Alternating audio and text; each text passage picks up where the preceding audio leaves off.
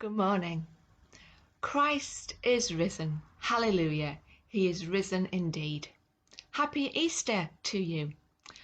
I just want to read to you this morning a meditation for Easter, taken from the point of view of the women.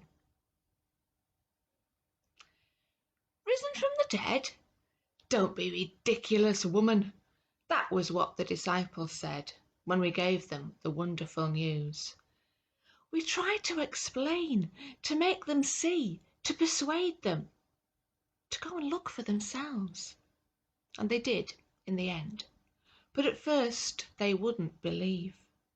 Just as we didn't believe when we arrived at the tomb to find the stone rolled away.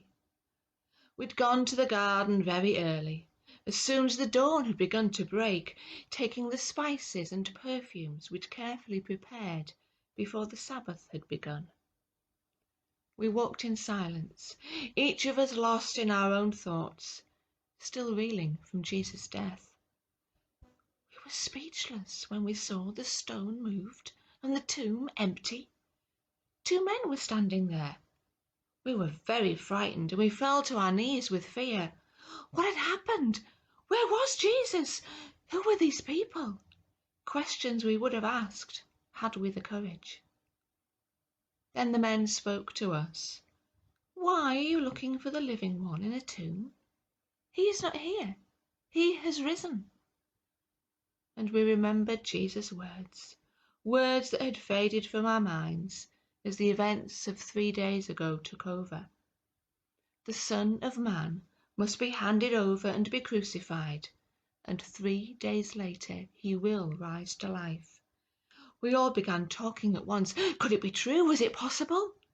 We hardly dare imagine that it might be.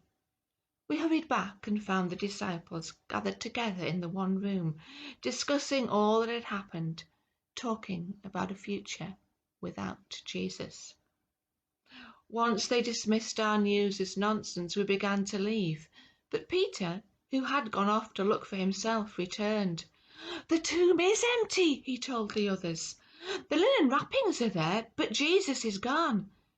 This can only mean one thing, he said, and I hardly dare say it. Jesus must be alive. It's all true. Every word he said to us is true. Jesus is in fact alive. And I just ask you to think about this as maybe you're tucking into chocolate eggs, or hopefully today spending time outside with your families to share in this wonderful and joyful day. God bless. And once again, Jesus is alive.